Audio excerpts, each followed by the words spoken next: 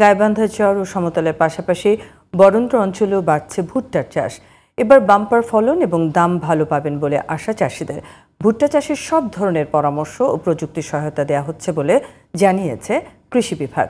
গাইবান্ধা প্রতিনিধি গোপাল মহন্তের রিপোর্ট, জানাচ্ছেন মাহিমা হোসেন।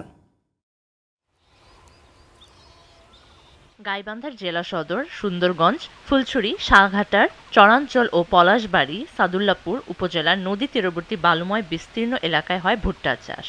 চর ও সমতলের পাশাপাশি বরেন্দ্র এলাকাগুলোতেও সম্প্রসারণ ঘটেছে ভুট্টা চাষের। জেলার গোবিন্দগঞ্জ উপজেলার বরেন্দ্র অঞ্চলখ্যাত সাপমারা, কাটাবাড়ি, কামদিয়া ও দরবস্তের কৃষকেরা বোরো ধানের চাষ ছেড়ে ভুট্টা আবাদে ঝুঁকে পড়েছেন। এরই মধ্যে কোনো কোনো ক্ষেতে এসেছে ভুট্টার থোড়। অনুকূল আবহাওয়ায় এবছর ভুট্টার অধিক ফলন হবে বলে আশাবাদী কৃষকেরা। এছাড়াও গত বছরের তুলনায় এবছর ভালো দাম পেতে পারেন বলেও প্রত্যাশা তাদের। এবার আল্লাহর রহমত ভুট্টা লাভজনক হবে, খুবই ভালো ফলন হবে।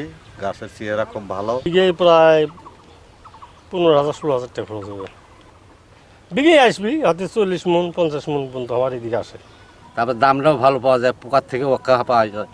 তারপরে মনে করেন যে জিনিসটা একবারে বিক্রি করে টাকাটা আমরা আমানত পাই। এদিকে ভুট্টা চাষে কৃষকদের সব ধরনের পরামর্শ ও প্রযুক্তিগত সহযোগিতা দেওয়া হচ্ছে বলে জানায় কৃষি বিভাগ।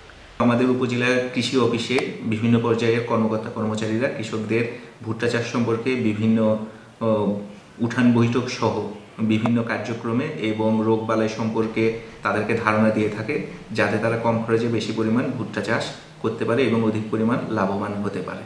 কৃষি সম্প্রসারণ বিভাগের তথ্য মতে জেলায় এবছর 17,589 হেক্টর জমিতে ভুট্টা চাষ করা হয়েছে। পর্যাপ্ত ব্যবস্থা ও সহায়তা পেলে ভুট্টার বাম্পার ফলনের পাশাপাশি ন্যায্য মূল্য পাবেন বলে প্রত্যাশা চাষিদের।